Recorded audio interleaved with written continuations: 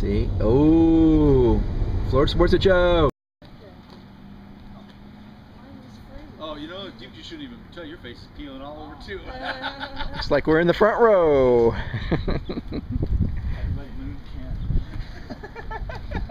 And even the Florida Sportsman guy isn't even there.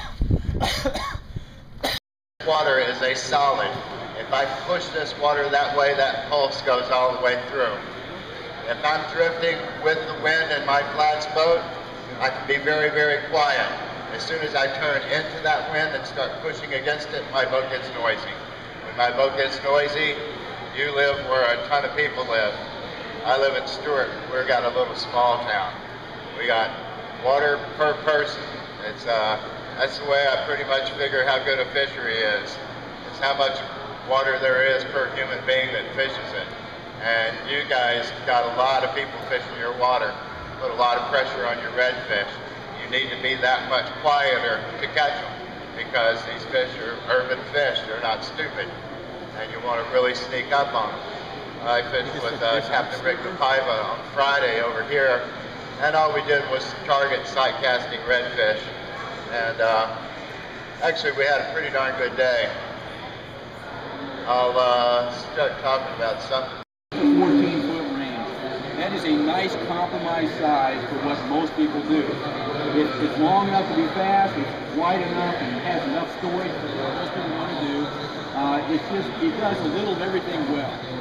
It's not too hard to store, it's not too hard to lift.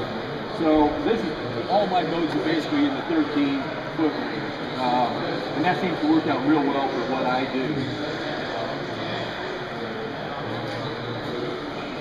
Those long boats, they are fast. They're wonderful. If you've got to go 10 miles, that's a long way to paddle. You're going to want a long 20 feet, but they don't turn well. They don't lift well. And again, I recommend anybody before you get to check it out, go try these things. I've listed here the noise factor.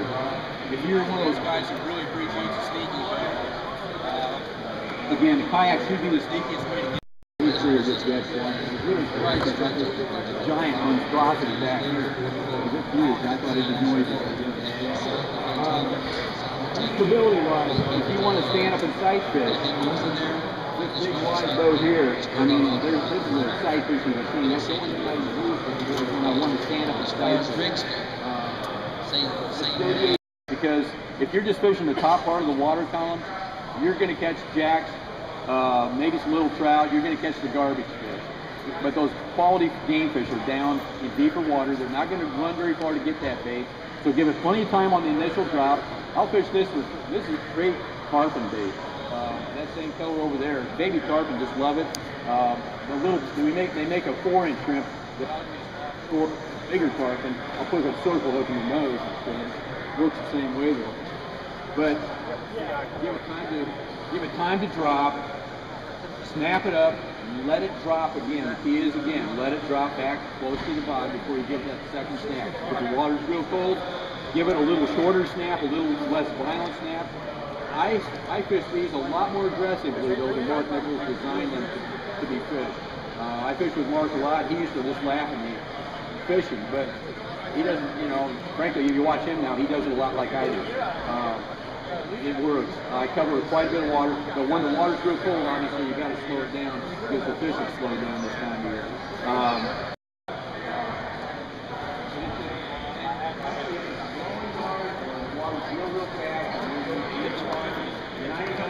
At the Asteria River Outfitters booth. Got some Hobie kayaks, Ocean, Old Town.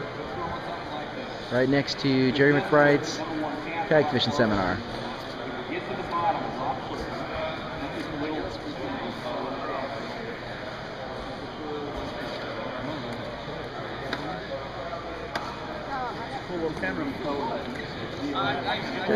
There, and then you splice the video and stuff together.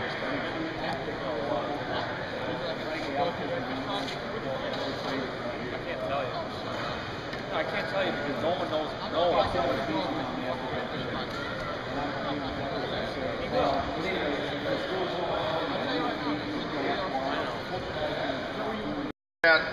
All all day that day catching tarpon. Called up Mark the next day and invited Mark to come down and fish. He said, I got a guaranteed way to catch tarpon down here in Almirada. Y'all ever fish Almirada for tarpon? Anybody? The most targeted place, species-wise, to go and attempt to catch a tarpon that you can think of. They've seen every single lure in the world thrown at them, every fly in the world thrown at them. They'll swim by your boat, you put a mullet down with a buried hook in it, and they'll walk by or swim by and laugh at you. These are the smartest fish I've ever seen in the world down there, but they're pretty dumb when it comes to throwing a terrorize and leaving it in the current. So Mark called me up after they get this pattern figured out how they're eating down there. He said, Blair, I got a guaranteed way to catch tarpon down in Almirada. I started laughing at him. So he goes, no, I'm serious. If you come down, we'll catch more tarpon than you've ever caught, and we're fishing the bridge on artificials. And I'm like, ain't no way, but you know, you got to believe Mark Nichols when he tells you he's catching fish. So we went down there, and he said, the action you got to do, throw it out, let it sit in the current, and just hold it up. So we started doing that, and I kept jigging it, you know, trying to give it action.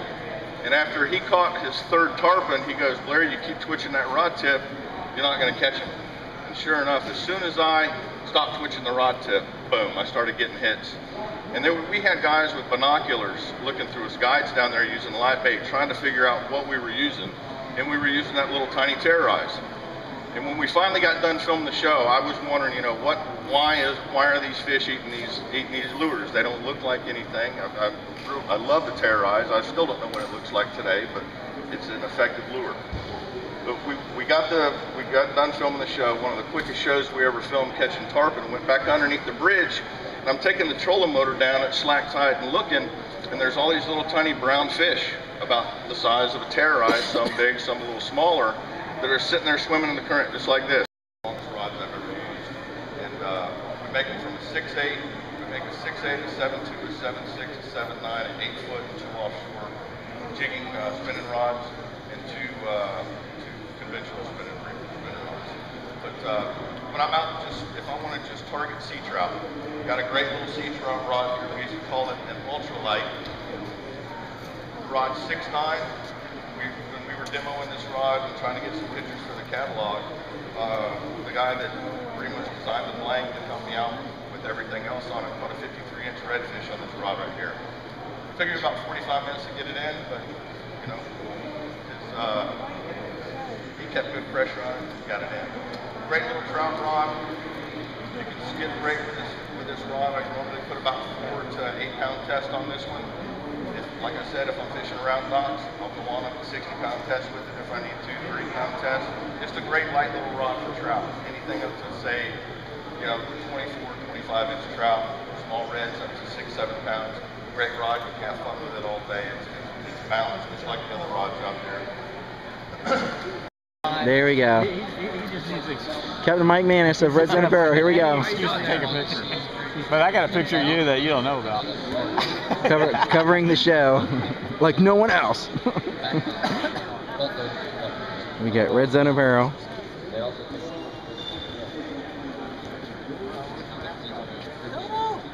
He's missing an action. So actually, we just went and got something to eat. Of course, I was leaving. I left yesterday, went outside, got a cheesesteak on it. I don't think I just had a chicken wrap.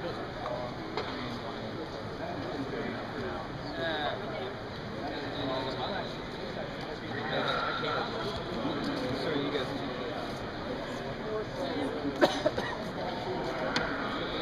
What's it like outside?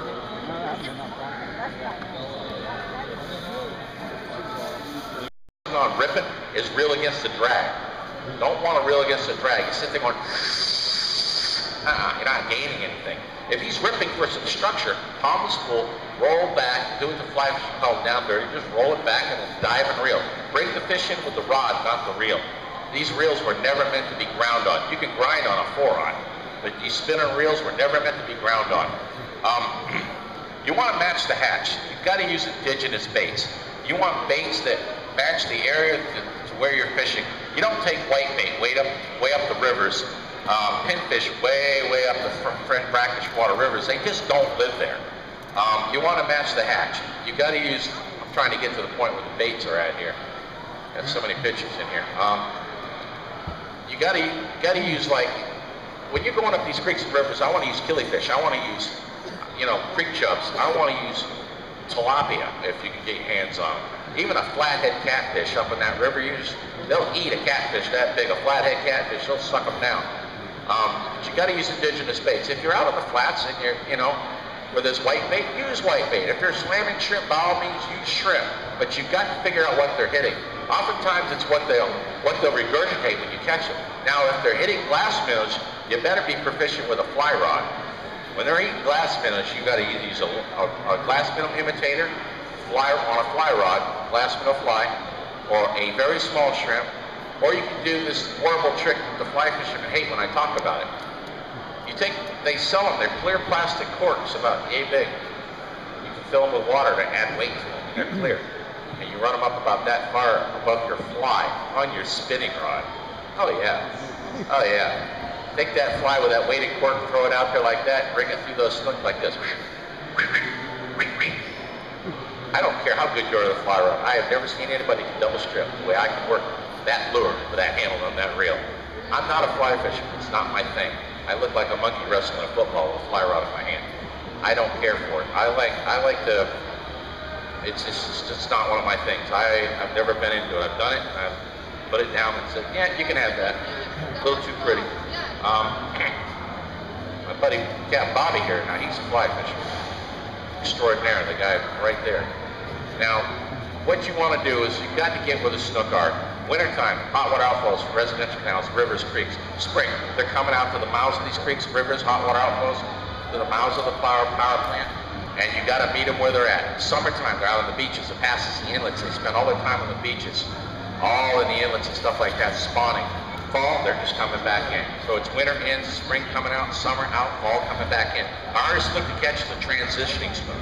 The one that is transitioning from summer to fall, or one that's transitioning from winter to spring, because you never know where the suckers are going to be. They're always moving around.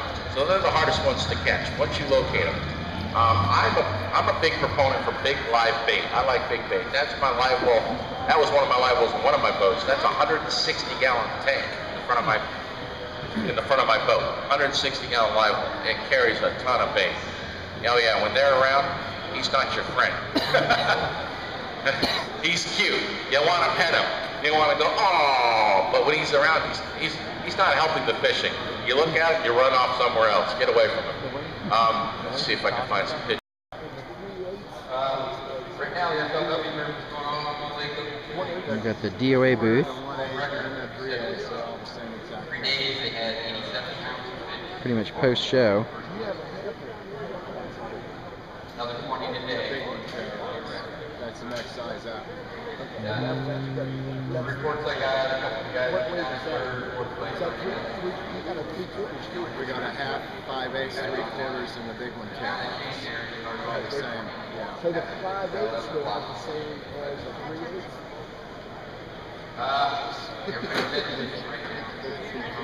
The regular tarot ice makes up the 3/8. After that. Mr. Nichols on at the DOA booth. We'll be going home before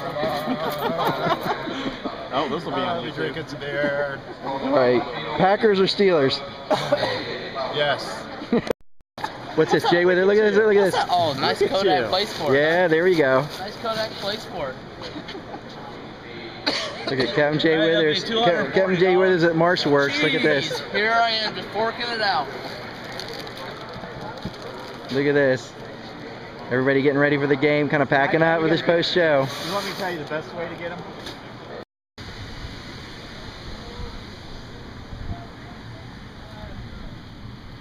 Here's the Lee Civic Center where the show is, or was.